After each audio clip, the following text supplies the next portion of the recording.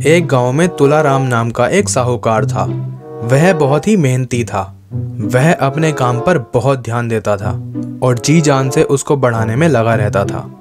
उसकी मेहनत के कारण उसका काम बहुत अच्छा चल रहा था, जिससे उसकी संपत्ति भी धीरे धीरे बढ़ रही थी। लेकिन तुलाराम का बेटा बहुत ही आलसी था। एक दिन तुलाराम अपने बेटे रामू को सुबह जल्दी उठाने के लिए गया, जिससे वह भी उसके साथ काम पर जाए और काम को सीख जाए।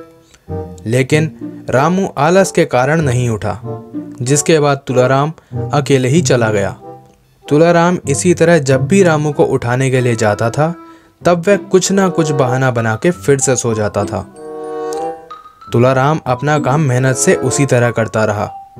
लेकिन एक दिन तुलाराम बीमार पड़ गया। वह कुछ दिनों तक बहुत बीमार रहा और उसके बाद उसकी मृत्यु हो गई।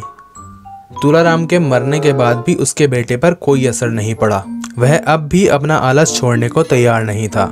अब व्यापार पर नजर रखने वाला कोई नहीं बचा था, जिसकी वजह से कर्मचारी घोटाला करने लगे और इसीलिए धीरे धीरे व्यापार में घाटा होने लगा और जो तुलाराम ने कमाया था वो धीरे धीरे जाने लगा।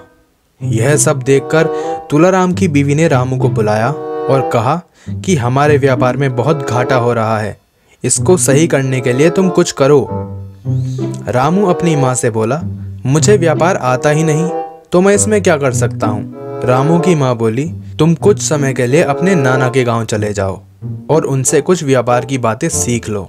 रामू भी बहुत समय से बाहर नहीं गया था, इसलिए वो अगले दिन अपने नाना के गांव पहुंच गया और उन्हें व्यापार में हो रहे घाटे की बात बताई। रामू के नाना जानते थे कि रामू कितना आलसी है। अगर वो उसे सीधे सीधे काम करने के लिए कहेंगे तो वो नहीं करेगा। लेकिन रामू के नाना यह भी जानते थे कि रामू बहुत ही धार्मिक है, इसलिए उन्होंने कहा, अगर तुम अपने व्यापार में फिर से बरकत चाहते हो तो सुबह 5 बजे उठकर पहले शिव मंदिर जाया करो।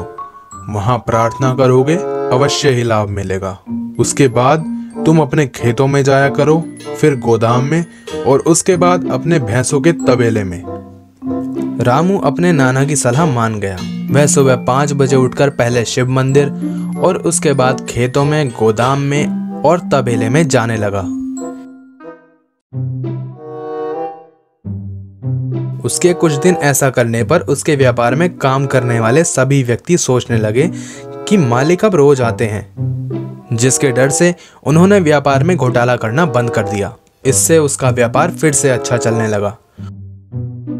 यह देखकर रामू की माँ बहुत खुश हुई और उसने रामू को अपने नाना को धन्यवाद बोलने को भेजा। रामू अपने नाना को धन्यवाद बोलने के लिए उनके घर गया और उनसे कहा, नाना जी, आपकी तरकीब वाकई में काम कर गई। इस पर उसके नाना ने कहा, यह कोई तरकीब नहीं थी। तुम पहले आलस किया करते थे, जिससे व्यापार में घाटा हुआ था।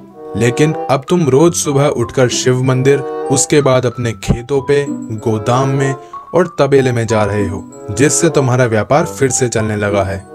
अब रामू को सारी बात समझ में आ गई। हमें कभी भी आलस नहीं करना चाहिए।